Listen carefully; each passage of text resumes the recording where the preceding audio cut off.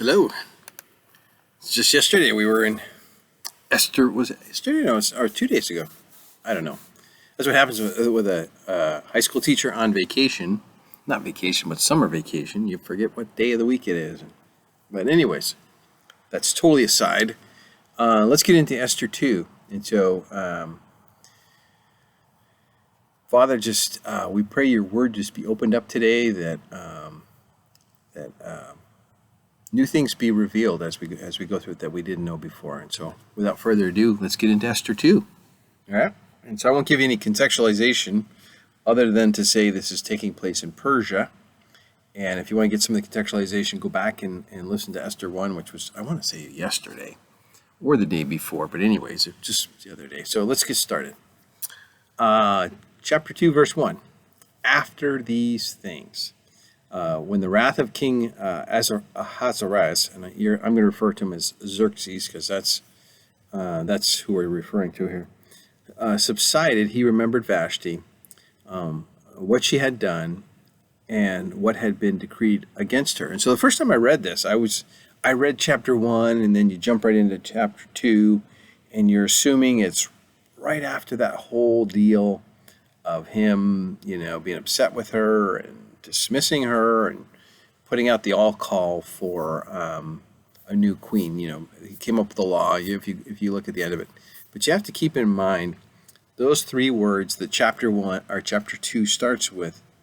After these things, there's a gap between chapter 1 and chapter 2, and the gap is about 4 years gap, which is enough time for Xerxes to go off and try to conquer Greece and fail.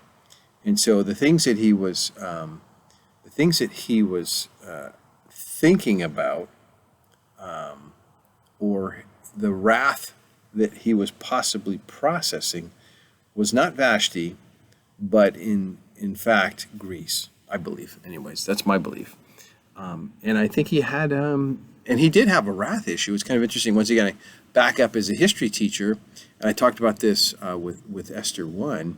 With Xerxes, used to hold him in high esteem until I studied a little more in depth in the book of Esther and kind of saw behind the scenes Xerxes and not too impressed with him. But as a historian, prior to studying in depth the book of Esther, probably the worst thing I would have faulted him with was he was a little bit crazy. There's a story of him whipping the water because he was mad at the water. When he was going into Greece, and so he's got some anger issues. All right, so when I initially read that, I thought he was reflecting back on Vashti and his anger that he had then. But no, I think this is Greece. But it's still, I'll give Xerxes this one benefit. He tends to do some reflection from time to time. We're going to find this out where he does this with. And another occurrence we're going to find out, he goes back and reviews his history, and that's, Mordecai's going to do something in this chapter. And later on, that's going to be reviewed. I think Xerxes, in one of these reflective times that he has, he's going to reflect back and recognize Mordecai. Anyways, that's kind of a spoiler, but if you've read Esther, you probably know that already. So anyways, he remembers Vashti. Okay, so the first point that I kind of find poignant about Xerxes, here's an opportunity for repentance. Sometimes as we, things that are reviewed back up in our mind, I think are typically reviewed for one of two reasons. And you can figure it out in your heart fairly quickly. If you feel shame, I think that's the devil revisiting your sins and kind of bringing them back before you. If you feel remorse, that's the Holy Spirit saying, hey, here's an opportunity to kind of give this to the Lord. And so when he's remembering Vashti, this was an opportunity for repentance, and of course, he's going to miss it. Okay, so the wrath of King Ahasuerus had subsided. And so I'd like to just for a second camp out on the wrath, on particularly wrath, okay? And so my experience, okay, and I'm going to take this, because I internalize this, and I'll explain this here in a second. So this will make sense in a second. I have anger issues too, and I've had them since I was a little lad. I've came, with the growing up as a teenager and stuff. I inherited, or I adopted, or whatever you want to call it, gained. Although gain sounds positive, it's not. Anger's not positive. But anyways, habits were formed. Okay, and I would classify anger, because I spent some time thinking about this. Anger in 3 waves. Okay, and the first wave is the anger itself.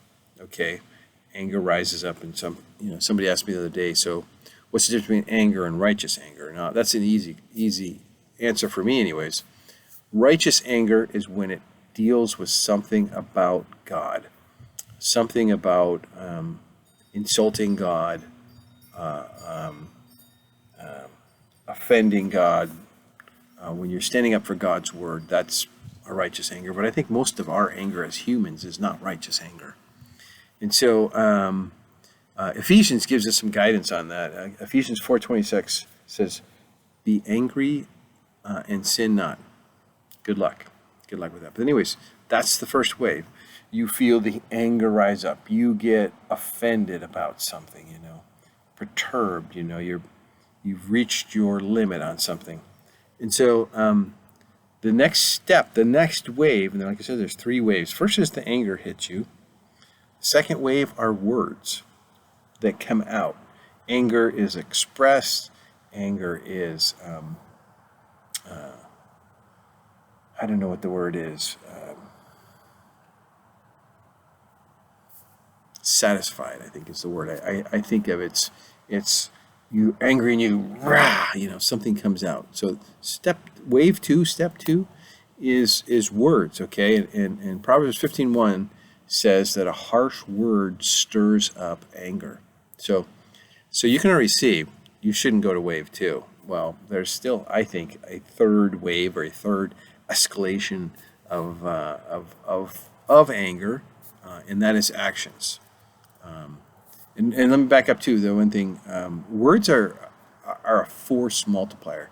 You have anger, but then you have these words that come out, and a force multiplier in the military, we would refer to things as a force multiplier. That was something that could add a multiplying factor to the destruction. Okay, so you could have and words do that. They take the anger and they multiply that intensity. So remember, once again, anger step 1 or wave 1, words are wave 2, and words are like I said, a force multiplier.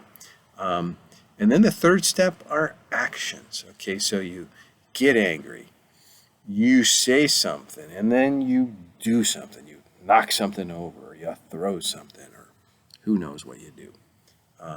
That's bad. That's the third level, I think. In Proverbs 29:11 says that a fool vents his feelings. There you go. So those are the 3 steps. Now, let me take you back to, like I said, I was going to camp out on wrath for a little bit, and mostly because I needed this. And oftentimes you'll find that as you're studying the Word, sometimes you teach the Word and it's to share with others. Sometimes you're teaching the Word and it's for you. And the wrath of King Xerxes here, the Lord took some time with me and kind of fleshed some things out, and I wanted to share those with you.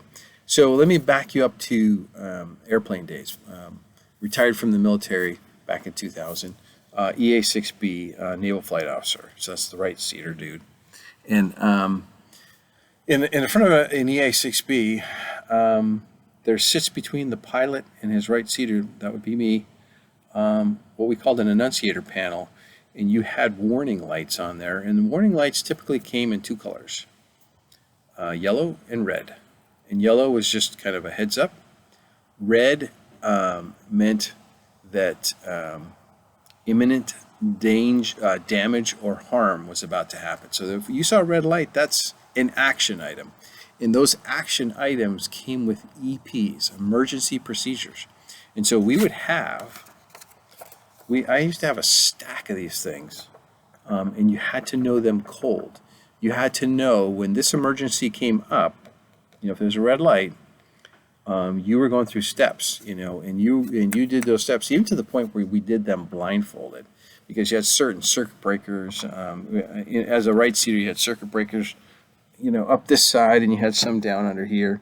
In the back seat, you had them all across the top there.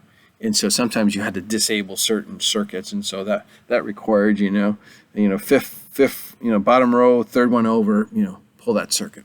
And so sometimes you had to do that, and you had to do it cold, and the steps had to happen like aborted takeoff. It was idle boards, brakes, hook. Okay, and I still can remember that to this day. Idle boards, so the pilot had to go idle on the throttles, boards, brakes, and then hook. And so I typically, he's doing idle boards, and I typically would say, "You ready?" And then you're seeing if he's got it, and and pulling the hook. And so, anyways, emergency procedures. Okay, so I made an emergency procedure for anger. Okay, because you don't want to get to level 2 or level 3.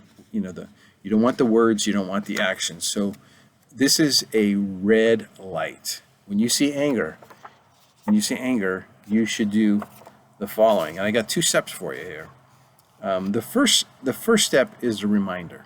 Okay, and so the reminder is 2 Corinthians 5:17, and so you have to understand anger is of the old man. It's not the new man. It's of the old man. And we suffer inside this flesh. And the problem is we picked up habits. And habits are not of the new man. Habits are of the old man, for the most part. Let's say this, are bad habits. Anyways, and so here's my EP that I'm going to be working on. And so I haven't had time to memorize this yet, but I've made a card, and I'm going to memorize it. 2 Corinthians 5:17, and this is the reminder, step 1. It's only a 2-step procedure here. Therefore, if anyone is in Christ, he is a new creation. Old things are passed away. Behold, all things are become new. So I'm a new creation in Christ. That's my first reminder. When the anger light comes on, I'm going to remind myself that I'm a new creation. That's step 1. The step 2 is the action item. So the first step is a reminder. Step 2 is the action item, and that's Ephesians 4:23 through 24. It says, "And be renewed in the spirit of your mind, and that you put on the new man, which was created according to God in true righteousness and holiness." So this is for me, and so I'm going to be working on this too. And I'd encourage that I'll share that with you too. Is if you've got a wrath problem, if you've got an anger problem. There's a way out. Come up with an emergency procedure, something. Matter of fact, you can do this with anything you struggle with. If there is some particular sin that you struggle with, come up with an emergency procedure for it. Come up with an EP that cold, that blindfolded, that that it's only 2 steps, and one is the reminder, the second step's the action. Okay, come up with whatever it is, whatever you're struggling with. Come up with an emergency procedure. Put it on a card. And if, I hope that's not the case, but it may be. Like I said, I had in the airplane, I had a stack about that big. And when you think about 3x5 cards that big, that's a lot of emergency procedures. But anyways, so that's enough camping out on anger. Shall we move on? It says, then the king's servants who attended him said, "Let beautiful young virgins be sought for the king." Keep in mind, he doesn't have a queen. And let the king appoint officers in all the provinces of the kingdom, that they may gather all the beautiful young virgins to Shushan, that's Susa, that's the capital, the citadel, into the women's quarters under the custody of Haggai, the king's eunuch, custodian of the women, and let beauty preparations be given them. Then let the young women who pleases the king be queen instead of Vashti. This thing pleased the king, and he did so. Okay, so you have to understand, Xerxes is driven by pleasure, and you're going to see this over and over and over again in Esther. And that pleased the king, and the king was pleased with this decision, and he's a lot of his wrong decisions were based in pleasure. Even if you go back to Esther 121, it says a law that exiled the law that exiled Vashti pleased him. Okay, and so, or no, actually, the law was that husbands had authority over their wives. That pleased him. Sorry. And so here we find going and gathering beautiful virgins, beautiful young virgins, pleased him. Okay, and so, and it's nothing. And I'll talk more about the numbers here in a little bit. But the historian Josephus of the time, or later on, I should say, says there was approximately 400 virgins gathered, and I'm going to find out here too as we get along. There's two. I believe there was two collections made of these virgins, and so I'm guessing between the two there were 400, and so a little fuzzy on the math there. And so this goes back to, when you think about this, a lot of this is a reflection point for us. What is it? What's our go-to? What do we seek out when we're not feeling it? What's our do we seek to please ourselves, or do we seek to please God? And so, so like for me, just being real with you here, there's certain things I really enjoy doing. And I find when I go to them, I may not get what I want. Like, I'll give you an example. This chapter, I got a whole bunch of stuff on my to-do list. And then I got some goof-off things that I could go. And quite honestly, my go-to are the goof-off things. I can sit down. The other day I watched Patton, and then I found out, it's got silly Amazon. They know what you like, and then they reference that and give you another one. So would you like to watch the follow-on movie to Patton? I didn't realize there was a follow-on movie to Patton. So I watched Patton, and then I watched the follow-on movie, and there went 5 hours, It probably more. I don't know what those two movies were. And so those are my goof-off things. And I typically come out of my goof-off things not feeling better. Because if nothing else, I have that to-do list kind of weighing me down. Well, I still got to do this, and this. But my absolute love is when I go to the Word. It just kind of washes over everything, and it actually typically puts me in a good mood to go do my to-do list, which is kind of interesting. But with Xerxes here, his go-to was pleasure, and you're going to find out the people around him knew that, and they pushed that button for him. They knew that it was his go-to, and so think about yourself. What is your go-to? And the other thing too is, who do I desire to please? Am I looking to please myself, or am I looking to please others, or am I looking to please God? And so that's something there to think about. Verse 6. In Shushan the citadel, there was a certain Jew whose name was Mordecai, the son of Jar, the son of Shimei, the son of Kish, a Benjamite. Kish had been carried away from Jerusalem with captives who had been captured with Jeconiah, the king of Judah, when Nebuchadnezzar, the king of Babylon, was carried away.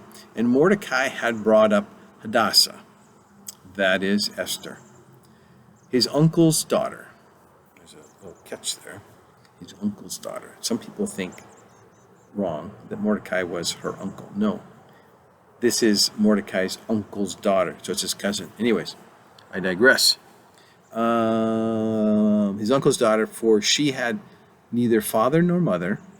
The young woman was lovely and beautiful. When her father and mother died, Mordecai took her as his own daughter. Okay, so Mordecai, once again, if you know anything about me, I love to go look at names and what do they mean. And so Mordecai is little man.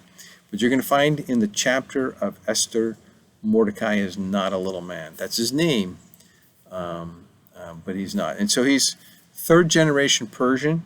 So based upon the lineage that they just gave us there, he's third generation probably not born when Ezra has the call to go back. All right, his call to return. So he's truly Persianized, so to speak. He's Jewish, totally Jewish, but he's been away. He's been a captive longer. He has no memory, and he's 3 generations from somebody who would have a memory. Anyways, he's from the tribe, but it does say he's from the tribe of Benjamin, and the most famous, I think, of the tribe of Benjamin is probably Saul. There were some judges in there that were Benjamin as well. The Benjamites have a little touch and go history as far as being kind of I don't know what the word is. Unpredictable might be a good word. But he does have the one thing he does have. Mordecai does have a Jewish understanding. He's very well familiar with Jewish culture. He's very much familiar, as we're going to find out, with Jewish history. So hang on to that. We'll get more into that later. Esther is a Persian name taken to hide her Hebrew name, was Hadassah. Okay, so her father, we're going to find out later on in verse 15, is Abihail, and that's possessor of might, or my father was might, something like that. So there's nothing a whole lot significant. But she's an orphan. Hadassah means myrtle tree. And I looked up, because myrtle tree is symbolic to the Jews with regards to promise, renewal and promise, because it's a fragrant, has fragrant aromatic leaves, and I have a ravine over here, and so that's why I'm looking over here. But it tends to, it's known for growing in water-filled ravines. And so that's why the hope of promise. In the desert, where there's water, there's myrtle trees. And so there's hope of promise, and you can smell the myrtle. And so that's, in Jewish tradition, it's fulfilled promises and hope. And so it's got lots of great things associated with myrtle tree, but that's her Jewish name. Her Persian name is Esther, which means hidden. So which is kind of secret or hidden, so that's kind of interesting. And you have to understand, she's raised by Mordecai, so she is aware of Jewish tradition, Jewish culture, Jewish history, Jewish worship, Jewish food habits. She knows all those things. Keep that in mind. And so, going, I don't want to spend too much time in this, but because initially I thought of this to her discredit, but it says she was lovely and beautiful. The lovely refers to her form. The beautiful refers to her appearance. So we're talking Esther is a Jewish 10. Was it Gal Gadot, the one lady who plays Wonder Woman? So that's Esther. And so, but the thing is, we have to understand here too, because Esther's going to have an unfair advantage. She's going into a beauty pageant, with an unfair advantage. And this is the point I want to make, you have to look past the creation at the Creator. Okay, Esther was lovely in form and beautiful in appearance, but that's because God formed her that way. She was wonderfully made. Okay, and I take that from Psalm 139, verses 13 through 16. And keep that in mind too. God is the one who forms us in our mother's womb. God is the one who designs us. You say, I got this flaw, I got that flaw, or hey, God did a really good job on this or that. That's the way God made you. God formed you. And so here's a good thing to kind of fall back on. If you've got some sort of an ailment, and you say, why did I pull this particular card in life? Why was I dealt this hand in life? You have to know that it's for a purpose. Everything is for a purpose. And in this case, Esther was designed for a purpose. And we'll get to that in later chapters. But anyways, let me read Psalm 139, 13 through 16 says, "And for you formed my inward parts. You covered me in my mother's womb. I will praise you, for I am fearfully and wonderfully made. Marvelous are your works, and that my soul knows very well. My frame was not hidden from you when I was made in secret and skillfully wrought in the lowest parts of the earth. Your eyes saw my substance being yet unformed, and in your book they were all written, the days fashioned for me, whom as yet there were none of them." Okay, so before time started, God knew you. Even before you were formed, God formed you. And so it's kind of an interesting thing there. So look past the creation of Esther and look at the creation. Even though he's not mentioned in Esther, she's created for a purpose. We're going to find out what that is later. And so here's something too that kind of, once again, as you go through life, if you haven't experienced this yet, you will.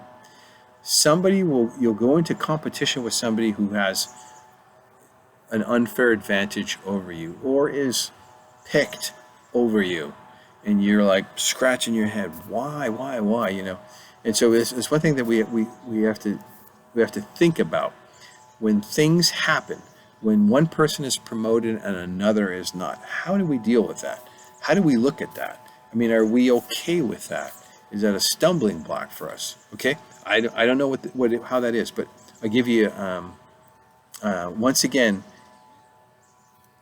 the outcome of events we may look as an unfair advantage on Esther's part, but the outcome is for a purpose, and God is in charge. So Psalm 75, verses 6 and 7.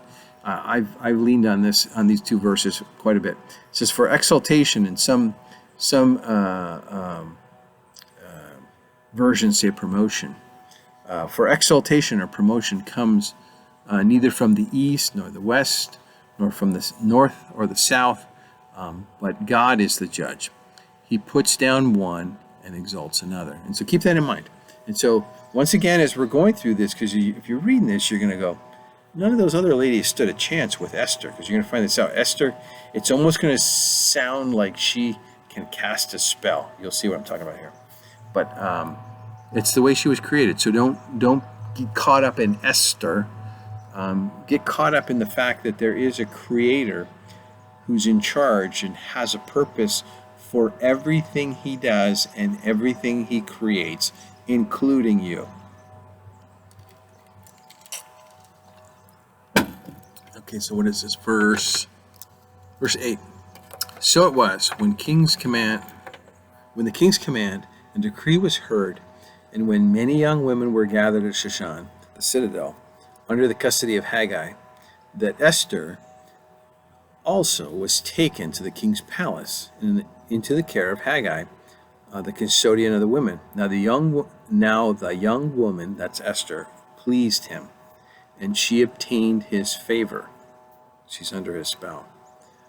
So he readily gave beauty preparations to her, besides her allowance. Then 7 choice maidservants were provided for her from the king's palace, and he moved her and her maidservants to the best places in the house of the women. Okay, so Haggai, you're going to find out there's 2 eunuchs here.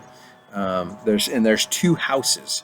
There's the initial house that you come to, and you're going to be there about a year, and then there's the second house, and kind of call that moving on up, And so first house, second house, and Haggai's in charge of the first house, and so he's in charge of getting getting the young ladies ready to be with the king. Okay, and so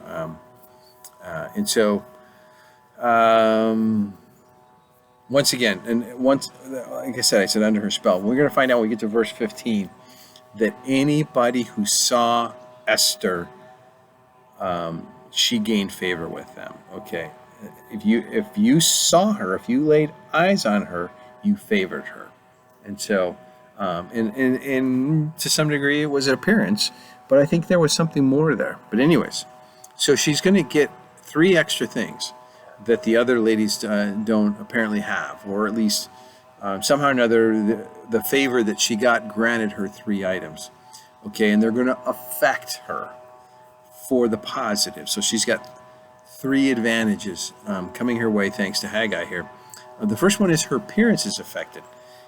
My version says beauty preparations, and I was discussing it with somebody else, and they said, "Oh, hey, my version says diet and beauty preparations." And I looked it up, and it's soap and perfumery. So it's essential oils or whatever you have it. She had things to beautify her that the others didn't, and it doesn't say anything about the word that's used there. It has nothing to do with food. It has to do with beauty. And so some versions may say food. I don't see that. So the first thing is of the 3 advantages. First was her appearance was affected. The second was her routine was affected. So she's got extra maid servants, and you think about this. Okay, so if you've got extra maid servants, your heavy lifting days are over with. So you don't have to do whatever things have to be done. You got 7 ladies taking care of you, and their job is to make you look good and to do anything that would, hard labor or anything. You have to lift a finger. By the way, hey, we're going to take care of you. There's 7 of us here, and our job is to make you look good. And the thing is, if they make her look good, they move with her. So, which you're going to find out. So it's advantageous to them to do whatever they can. So her appearance is affected with her beauty preparations. Her routine is affected with these maid servants. And the last thing that's going to be affected is her attitude, because she's given the best room in the house. You can't see this, but I'm up on my balcony here now, so I have a nice view of the backyard. And I come up here too because it's cooler up here. There tends to be a breeze here. It's just very peaceful. And so aside from my neighbor doing yard work next door, which you probably can hear, very pleasing, puts me in a great mindset. And so this is the third advantage that she has. She has this attitude adjustment. You're in Persia, so maybe it's hot there, or maybe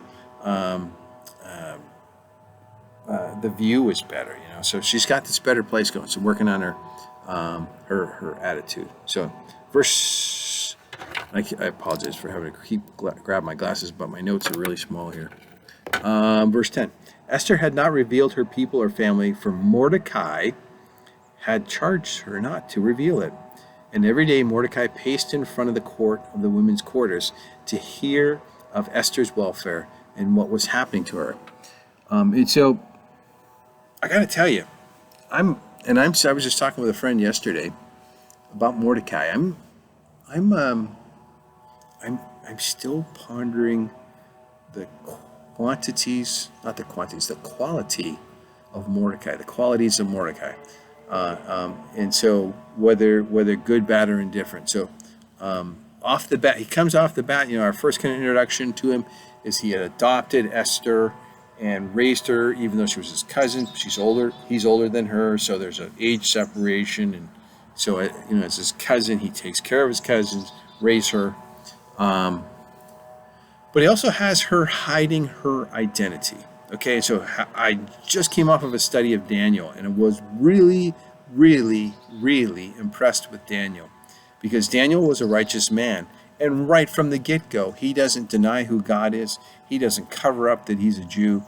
He doesn't. And I'm even to the point where even when there's laws that says you can't, pray to anybody else, he opens up his doors and prays. It's like, I'm not ashamed. And so here we have the exact opposite of Daniel, okay? And so I'm still pondering why hide that fact. And so Mordecai, we see him, she's in house number 1, the first house, and he's pacing nervously. He's concerned he's told her not to reveal her identity, that she's Jewish. And so she's in there and she's eating and worshiping and acting like a Persian, okay? And he's a nervous wreck, okay? And so I had some issues with that, but Jury's still out. I haven't fully landed on my feet with Mordecai yet, but I'm still kind of off to a shaky start here. But and the other thing too is this concealing your identity is nothing new. If you go look in Genesis 12, you're going to find that Abram goes down to Egypt. His wife Sarai is beautiful, and so just before he gets in, he says, "Hey, Sarai, okay, if anybody asks, tell them you're my sister because you're so beautiful. If they know you're married to me, they're going to kill me, and you're going to have to marry. You're going to be without me." And so Sarai goes along with it, and the Pharaoh sees her beauty, takes her in, and then has a dream, and you can read the rest of the story. But hiding your identity is nothing new in Jewish tradition. And so I look at Abram and I look at Daniel, and now I see it kind of being repeated, that the echoes with Esther. So I'm still, anyways, we'll come back to this. This is still kind of sitting sideways with me, and I talk to my friends about some of these issues, and I got all kinds of different, viewpoints. Esther was great, Mordecai was okay, and I'm not there yet, so I'm still working on it. Anyways, so verse 12.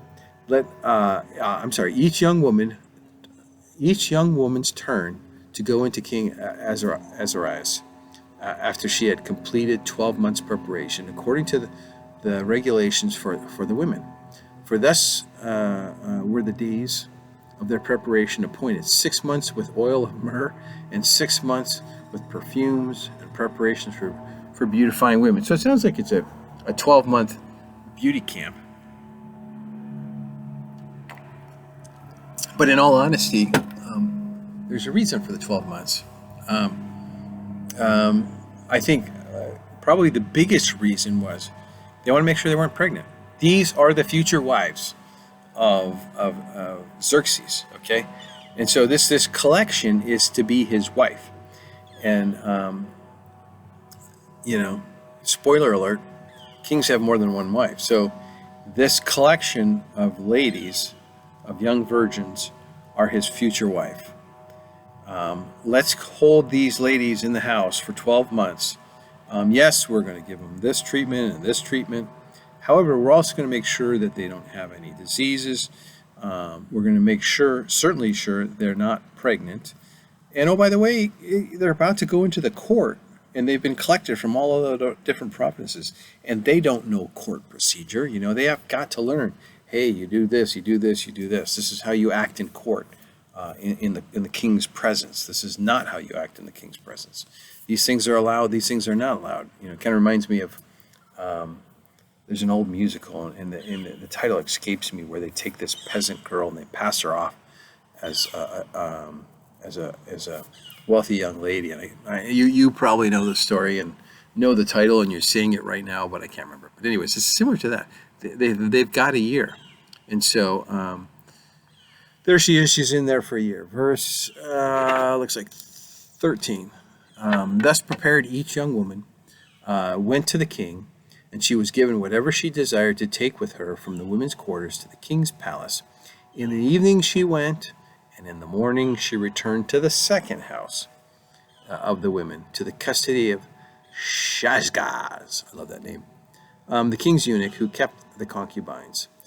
She would not go into the king again unless the king delighted in her.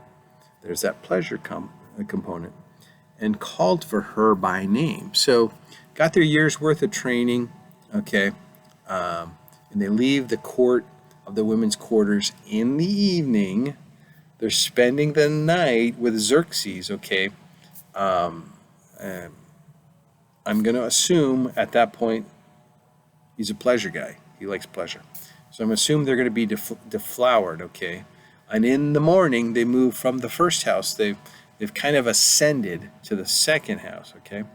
And so, and here's the sad part. They're never heard from again Yeah, they're now, and I look at that ceremony as that's the wedding right there. That's their wedding. And how sad that would be to be, they met, the king obviously didn't reject them, because if that was the case, they wouldn't have made it to the second house. So they were approved by the king, so they're his wife. However, if he not pleased with them, they're never heard from again. Okay, so that's kind of a sad thing. Shazgaz, kind of a fun name, but it means servant of the beautiful, and so I thought that was an interesting meaning behind that name. So sorry for keep doing this, 15. Now when the turn came for Esther, the daughter of Abihail, the uncle of Mordecai, who had taken her as his daughter to go into the king, she requested nothing but what Haggai, the king's eunuch, the custodian of the women, advised. And Esther obtained favor in the sight of all who saw her. There's that spell I talked about earlier. So Esther was taken to King I can never say that name, Ahasuerus, Xerxes, into his royal palace in the 10th month, which was the month of Tebeth, in the 7th year of his reign. The king loved Esther. This is a new one here, by the way, more than all the other women, and she obtained grace and favor in his sight, more than all the other virgins. So he set the royal crown upon her head and made the queen instead of Vashti. Then the king made a great feast, the feast of Esther, for all his officials and servants, and he proclaimed a holiday in the provinces and gave gifts according to the generosity of the king. So the word love there means he had affections for. And so you have to keep in mind, he typically, whenever and I said this earlier, with Xerxes, it's always about pleasure. It's also always about delight. It's about pleasing him. And he loved her. And the word there means, the word love there means he had affections for her. And so I'm thinking this is new territory for Xerxes.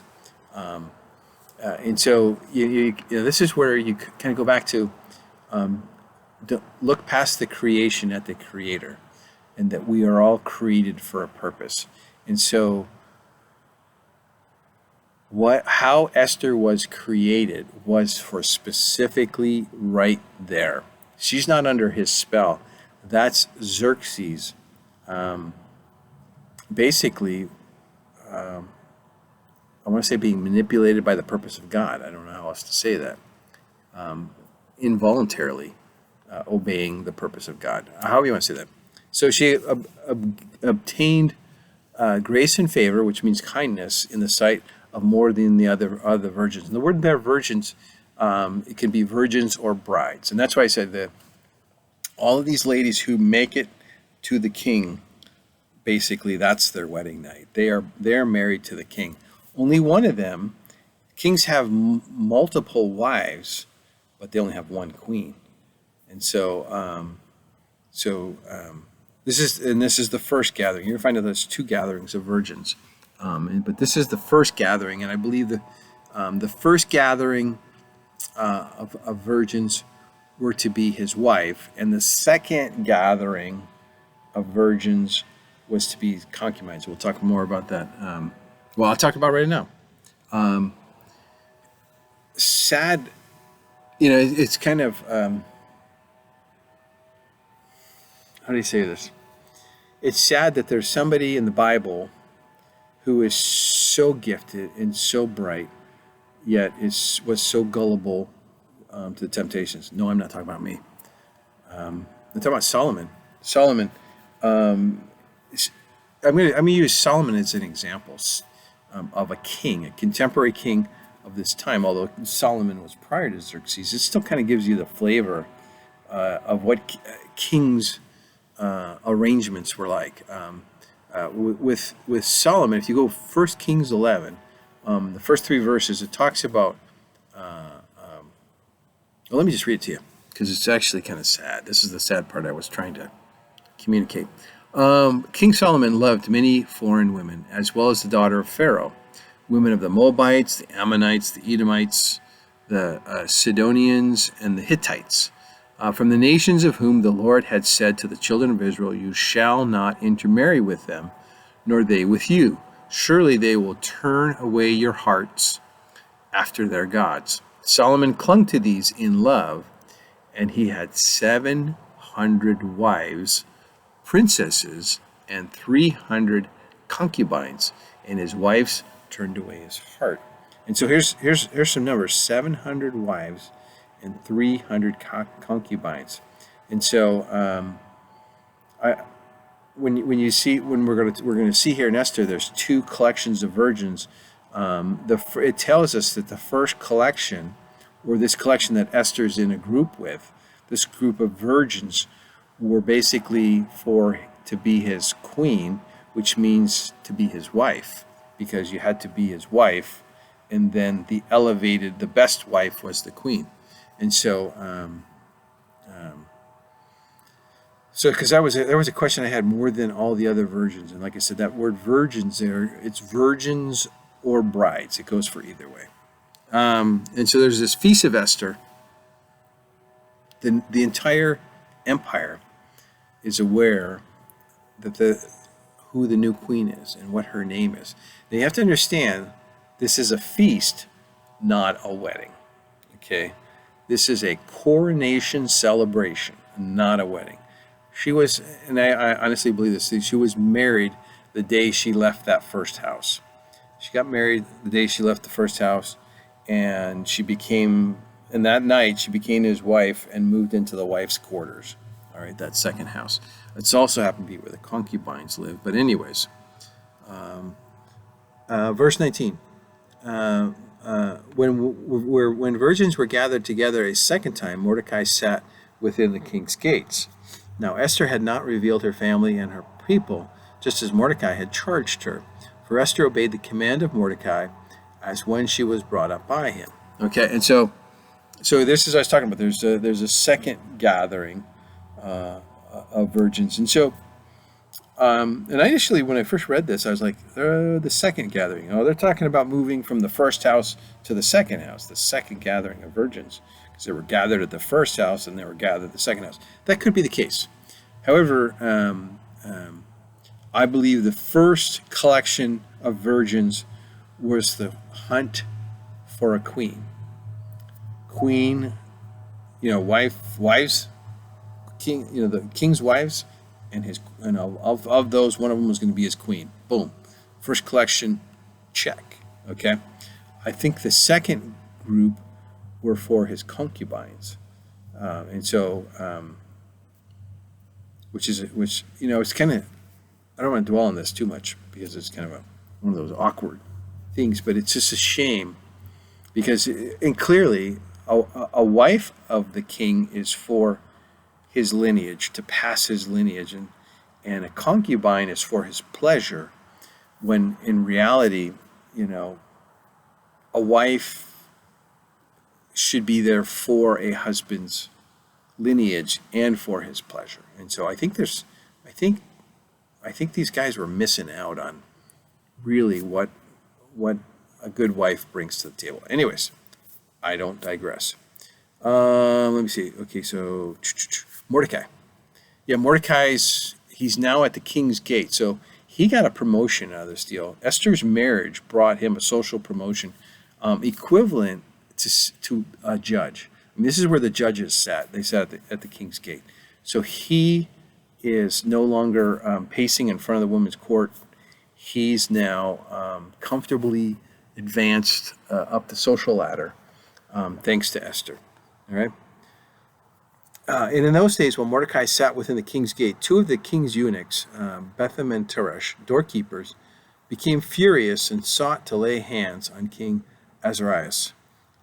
So the matter became known to Mordecai, who told Queen Esther, and Esther informed the king in Mordecai's name.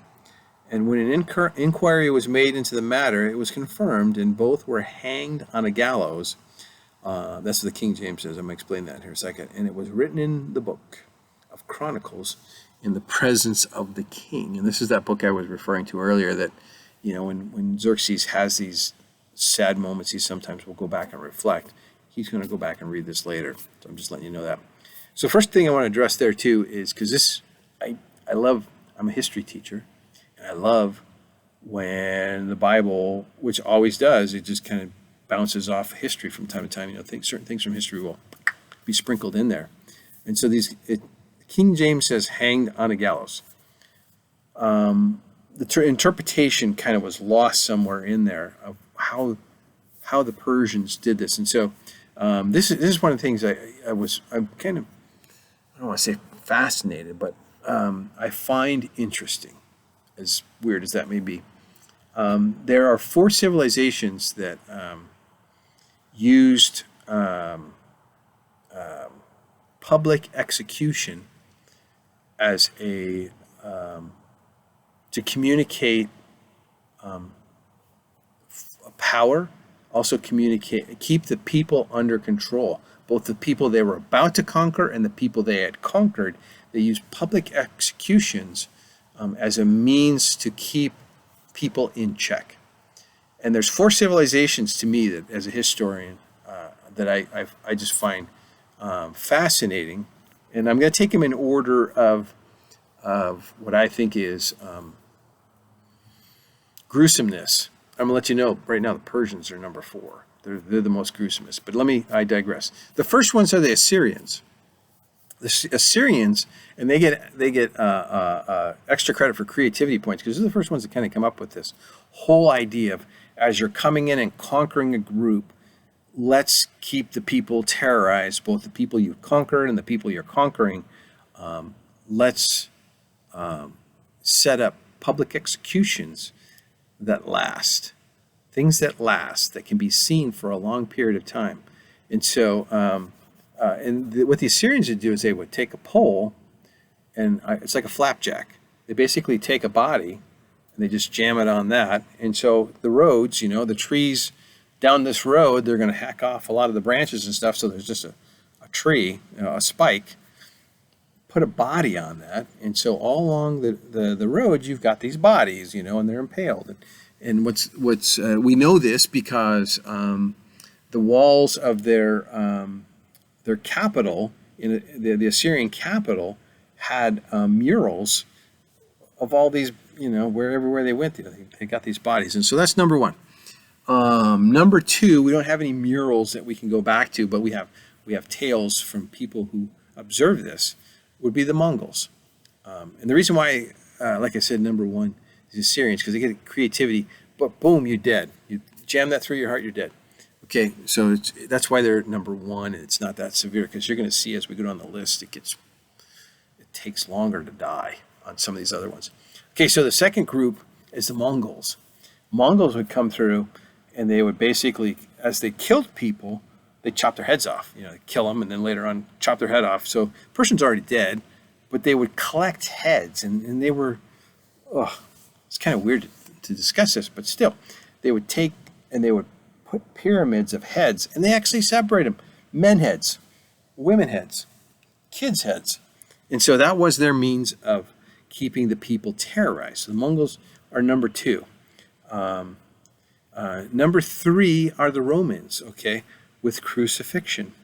And it was slow, painful death because you asphyxiated. You couldn't breathe anymore. You kept having to push yourself up to the point where you eventually tired and and you died. And so, and they the same thing. Just kind of like the Syrians, they would have, the Mongols did it in front of towns. Hey, we went to this town, we killed everybody. We're going to leave all these 3 pyramids of heads outside as a message to the next town we're going to go to. And the Syrians would do it on the roadside. Well, so would the Romans. The Romans would do it, crucifixions along the roadside. Well, then we come to the Persians. And so this is, I wanted to go through this because these guys, it says, hanged on a gallows. They weren't hanged on a gallows. The Persians were just, it's just weird to think of this. What they do is the same thing like the Assyrians. You get that pike, okay? And what they would do is they would take a person They weren't hanged on the gallows; they were hung up there on a tree. But the thing, what they do is they would go through the bum and basically come out the neck. Extremely painful, and it took you a long time to die. And so you're up there on this pike screaming, and we're going to find out later on the bad guy in this book. Anyways, I'll wait. But just remember when I get there, how he died. He died on a pike. Okay, and so this is they get the most. The Persians get the most points for how they killed people because they screamed for a long time. So you get this person who's dying out there, like, oh gosh, somebody shut him up. Anyways, that was gruesome. I don't want to end the chapter, in a gruesome way. Mordecai, his name is written in the book, and so this is a point that you want to remember. It's important to have your name written in the book. Okay, in the particular case, in the book of life. So we'll come back to that in a second, because I'm done with chapter 2. I'm going to leave you with 3 questions. The first one is we talked about this here. These are all 3 things we talked about. Pausing to consider Xerxes' fixation with what pleased him. Do we chase pleasure when we are feeling low, or do we have a different go-to? And so that's my first thing I want you, as you're thinking about pleasure and what part it plays in your life, and what do you chase after, and what are your go-tos, when you're not feeling mentally well, or you're feeling mentally tired, or what is you find yourself doing a lot, and that's your first thing to check in with yourself. Second one is I wrote, Esther obtained favor based upon her beauty. That's totally unfair. How do you deal with life's events when you are treated unfairly, and how might you improve that? Are you okay with, promotion comes from neither the north, the south, either the west, promotion comes from the Lord. And so if that particular event, promotion, passes you by, how do you deal with that? Are you grumpy? Are you, you get angry with God? When sickness visits you, major sickness visits you, how do you deal with that? I learned a long time ago, when hard times come against you, you have 2 choices. You can be broken, or you can be bitter. And that was a lesson I learned a long time ago, because I watched somebody who I knew, who sickness visited him, and they became more bitter. And I told myself, I'm going to learn from that. And so then the last one I want you to think about too is, let me read a verse to you. It's in Revelation 20:15. It says, anyone who was not found written in the book of life was cast into the lake of fire. And so that's with Mordecai. We end this chapter with his name getting written in the book as a reward for what he had done. He had protected the king, and so my question to you is your name written in the book of life? And are you born again? I was talking to my grandson about that the other day, what it means to be born again. Are you born again? The first time you're born from your mother, the second time you're born of the Spirit. Have you surrendered your life to Jesus? Do you serve Jesus as your Lord and Savior? Or are you serving yourself like King Xerxes? When you do that, your name is written in the book of life. And if it's not, when Judgment Day comes, you'll be cast into the lake of fire. And so, is your name written in the book of life? And then the last thing is, if your name is written in the book of life, are there others that you would like to see their name written in the book of life? And I would encourage you at this time to start praying for them. Start asking the Lord, what would you have me do with regards to this person? Do you want me to, I'm praying for them. Can you give me opportunity to speak to them? Can you give me opportunity to show them how much I love you? Can I have opportunity to share your word with them? And so that's the third thing I want you to just be thinking about. thinking about the book of life and having not only your name, but others that you love written in that book as well. And I'm thinking of somebody right now that this next school year I will be looking to share the gospel with, and looking to get their name and their entire family's name written in the book of life. And so I'll leave you with that. Tune in next time for Esther 3. Things are going to get a little more interesting. And so tune back in. We'll see you then. God bless.